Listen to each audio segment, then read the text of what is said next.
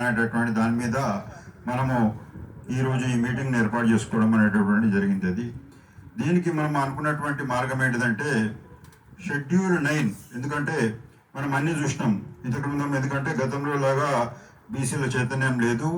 ఇప్పుడు అన్నిట్లో కూడా పూర్తి స్థాయి అవగాహన, ఆలోచన, చర్చ అవుతున్నటువంటి ఈ సందర్భంలో కూడా ఏదైతే గతంలో 40% రిజర్వేషన్లు ఎట్లొస్తాయి అనేటటువంటి దాని మీద రకరకాల కన్ఫ్యూజన్లు, మోసాలు, కుట్రలు అన్నీ కూడా జరిగిన తర్వాత ఏదైతే జీవోల ద్వారా వస్తుంది, దాని ద్వారా వస్తుంది, దీని ద్వారా వస్తుంది అని చెప్పేసి ఏదైతే ప్రభుత్వం కానీ అదేవిధంగా ప్రభుత్వాన్ని ఆకర్షించేటటువంటి నిరంతరమైనటువంటి సంఘాలు కానీ దాదాపు అంటే ఏదైతే నేను లాస్ట్ ఇయర్ సెప్టెంబర్లో ఇప్పుడు ఏదైతే కులగణన జడ్జిమెంట్ తీసుకొచ్చినో అప్పటి నుంచి ఇప్పటిదాకా దీని మీద చర్చోపచర్చలు, మార్గాలు దాని మీద రకరకాల ప్రయత్నాలు అవుతున్నా కానీ ఇంతవరకు కూడా కార్యాచరణ రూపంలో పట సక్సెస్ కానటువంటి పరిస్థితుల పట అందరిలో కూడా ఏదైతే హైకోర్టు ఇచ్చినటువంటి మన తీర్పు కారణంగా కానీ అదేవిధంగా దాన్ని కన్సాలిడేట్ సుప్రీంకోర్టు ఇచ్చినటువంటి స్టేను ఎత్తివేయడానికి నిరాకరించినటువంటి దాంట్లో కానీ తేలింది ఏంటంటే ఈ కోర్టులకు పోయే ద్వారాలు కానీ అదేవిధంగా స్టే ఏదైతే మన రాష్ట్ర ప్రభుత్వం ఇచ్చినటువంటి జీవోల ద్వారా బీసీలకు సంబంధించినటువంటి 42% రిజర్వేషన్లు సాధ్యం కావు అనేటటువంటి విషయం తెలియనందున ఇప్పుడున్నటువంటి ఏకైక మార్గం ఏంటంటే కేంద్ర ప్రభుత్వము పార్లమెంటు ద్వారా ఏదైతే షెడ్యూల్ 9 లోపల రాజ్యాంగ సవరణ ద్వారా చేస్తే తప్ప తేలిదు అనేటటువంటి విషయం మనకు స్పష్టమైనటువంటి పరిస్థితుల్లో పట ఈ గతం ఏదైతే మనం ఈ సంవత్సరం నుంచి కూడా ఉద్యమ నాయకత్వమే కానీ ప్రభుత్వాలే కానీ రాష్ట్ర ప్రభుత్వమే కానీ కేంద్ర ప్రభుత్వమే కానీ దీని మీద కన్ఫ్యూజన్ తీసుకొచ్చింది తప్ప దీన్ని సాధించడానికి ఏకైక మార్గం అనేటటువంటి మార్గంను ప్రమోట్ చేయలేదు. ఈవెంతో మన బంద్లో కూడా బంద్ ఎందుకు చేస్తున్నాం అనేటటువంటి దాంట్లో కూడా మనం ఒక స్పష్టత ఇవ్వలేనటువంటి పరిస్థితి. బంద్లో కూడా మన ప్రధాన డిమాండ్ ఏంటిది, ఎందుకు బంద్ చేసినాం అనేటటువంటి దాంట్లో కూడా ఇప్పుడు అందరికి కావాల్సింది ఏంటిది 42% బీసీ రిజర్వేషన్లు. ఇది ఎట్లా వస్తాయి?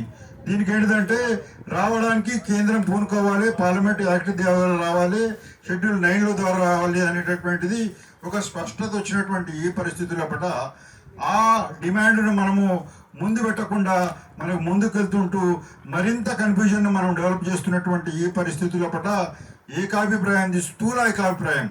ఎందుకంటే ఇప్పుడు అందరికీ మనము మారుమూల ప్రాంతం నుంచి వచ్చినటువంటి వాళ్ళకు దాదాపు 4.5 గంటలుగా చర్చ జరుగుతుంది. ఇది వాళ్ళందరూ ఒక్కొక్క విషయం మీద ఒక్కొక్క అభిప్రాయం చెప్పినా కానీ స్థూల అభిప్రాయం ఏంటిదంటే దీని మీద ఏంటిదంటే అంటే ప్రతి ఒక్క వాళ్ళు వ్యక్తిగత అభిప్రాయాలు ఉన్నాయి, వాళ్ళకి రాజకీయ మిలిత అభిప్రాయాలు ఉన్నాయి.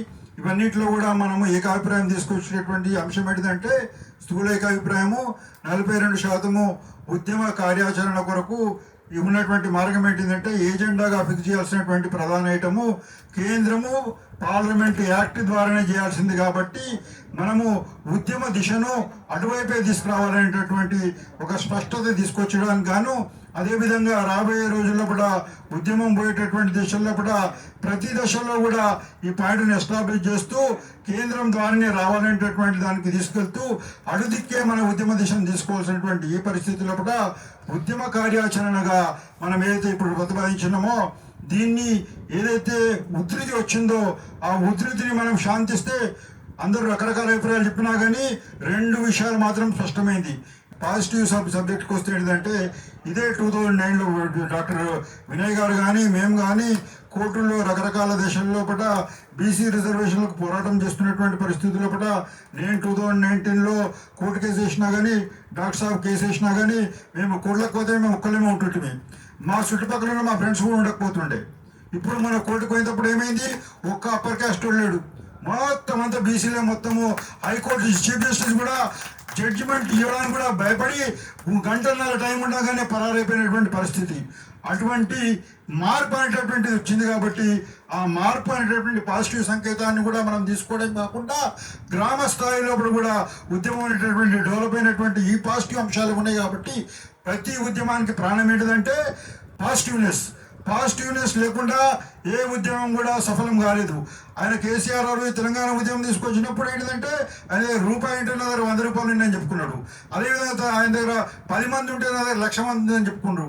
కాబట్టి ఏంటంటే పాజిటివ్ అంశాలను మాత్రమే మనం ఎక్స్ప్లోర్ చేస్తూ మన అంశాలను సాధన చేసుకోవాల్సినటువంటి ఈ పరిస్థితుల పట్ల మన కార్యాచరణ ఆలోచన విధానం కూడా ఆ రకంగా డెవలప్ చేసుకోవాలని చెప్పి కోరుతూ, ఇప్పుడున్నటువంటి పరిస్థితుల పట్ల మనము ఏదైతే ఈ ప్రతిపాదించినామో ప్రొద్దున ఏదైతే ఈ లైవ్లో ఉండడానికి కొరకు రిలే నిరాహార దీక్షలు మండల స్థాయి వరకు తీసుకునేటటువంటి లక్ష్యంకు చేరుకునే దిశ లోపల అన్ని జిల్లా స్థాయి లోపల రిలే నిరాహార దీక్షలు చేయాలని చెప్పేసి పిలుపునిస్తూ, దీనికి ఈ నెల 27 నాడు పెద్ద ఎత్తున మొదటి ఉద్యమ బెల్ట్గా మనము ఇందిరా పార్క్ దగ్గర ఒక రిలే నిరాక్షను స్టార్ట్ చేసి అక్కడి నుంచి కంటిన్యూ చేయాల్సినటువంటి ఈ ఆలోచనాన్ని నేను మీ ముందు మరొకసారి తీర్మాన రూపంలో ప్రవేశపెడుతూ,